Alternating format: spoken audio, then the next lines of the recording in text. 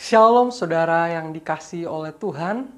Kita mengucap syukur kepada Tuhan karena hari ini Tuhan perkenankan kita kembali untuk kita masuk di dalam satu perenungan firman-Nya. Mari kita mengambil waktu sejenak, waktu teduh.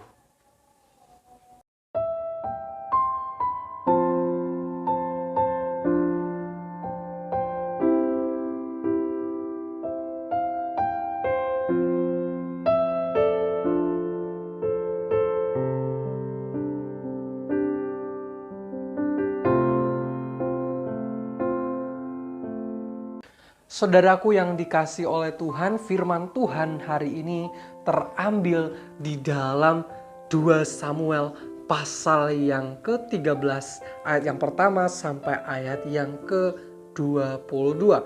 Tapi saya akan bacakan bagi kita ayat yang ke-11 dan ayat yang ke-20 ke-12. Demikian firman Tuhan. Ketika gadis itu menghidangkannya kepadanya supaya ia makan, dipegangnyalah gadis itu dan berkata kepadanya, "Marilah tidur dengan aku, adikku."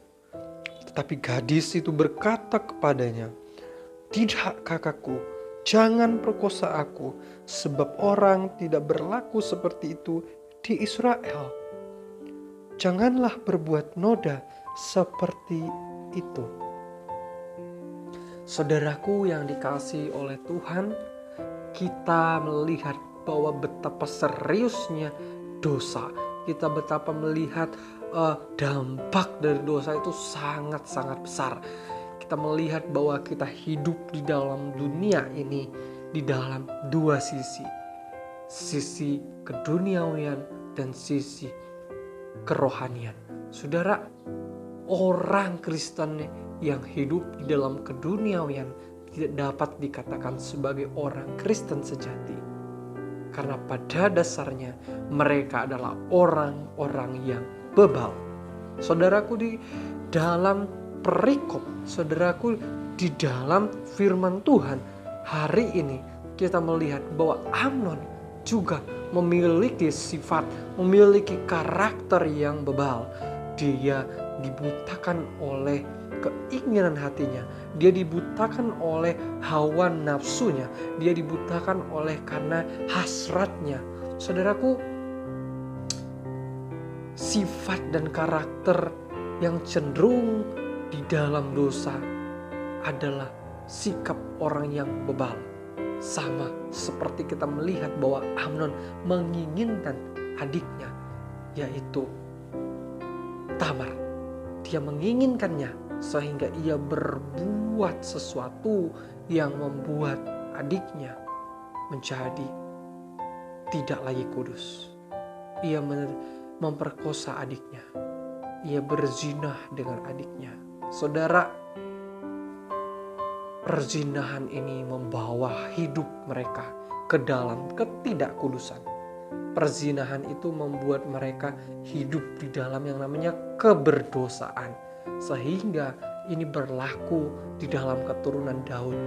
Saudara, kita mengingat juga bahwa ketika Daud jatuh di dalam dosa yang sama, di dalam dosa perzinahan, ketika ia menginginkan Batsheba, dan saat itu juga ia jatuh ke dalam dosa, dan saat itu firman Tuhan katakan, pedang tidak akan menyingkir dari keluargamu. Saudara, di saat ini adalah dampak daripada dosa itu, dampak dari dosa yang mereka perbuat.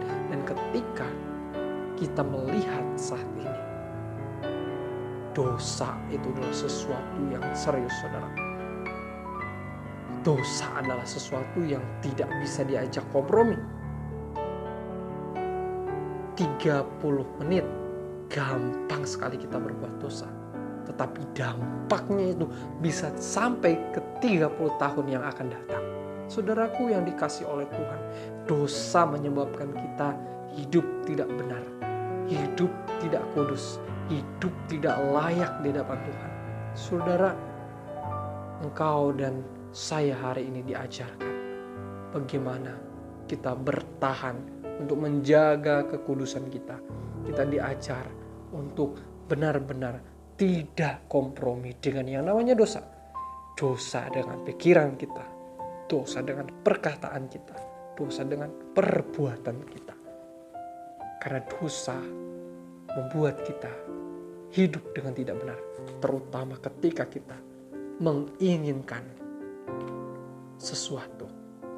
Saudaraku yang dikasihi oleh Tuhan, hari ini kita boleh belajar bahwa kita tidak boleh hidup tidak kudus di hadapan Tuhan, karena kita adalah orang percaya yang sejati.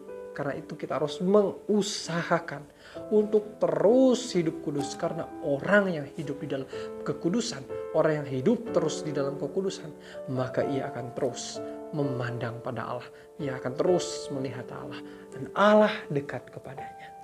Kiranya Tuhan Yesus memberkati, dan kita bersyukur hari ini bahwa Ibu Lim Hai Pao boleh berulang tahun. Kita bersyukur bahwa beliau di dalam masa tuanya Tuhan terus pelihara sampai hari ini. Kita akan berdoa.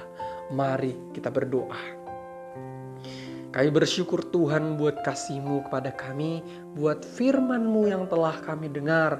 Biarlah boleh menegur kami bagaimana kami harus sungguh-sungguh hidup kudus di hadapan Tuhan. Tidak menginginkan, tidak mencemarkan, tidak membuat hidup kami dinodai oleh dosa. Namun ketika kami salah, kami mau menyadari dan mengakui keberdosaan kami. Terus baharui kami Tuhan, ajarkan kami untuk hidup kudus. Kami mengingat juga buat Ibu Lim Hai Pao yang saat ini boleh Engkau tambahkan satu usianya di masa tuanya ini. Biarlah Tuhan terus tolong ia, berikan ia, tambahkan kasih karunia Tuhan, tambahkan dia damai sejahtera dalam masa tuanya. Buat anak saudara dan keluarganya Tuhan, biarlah Tuhan juga pelihara mereka. Kami percayakan ke dalam tangan kasih-Mu di dalam nama Tuhan kami Yesus Kristus. Amin. Tuhan Yesus memberkati dan selamat ulang tahun buat Ibu. Shalom.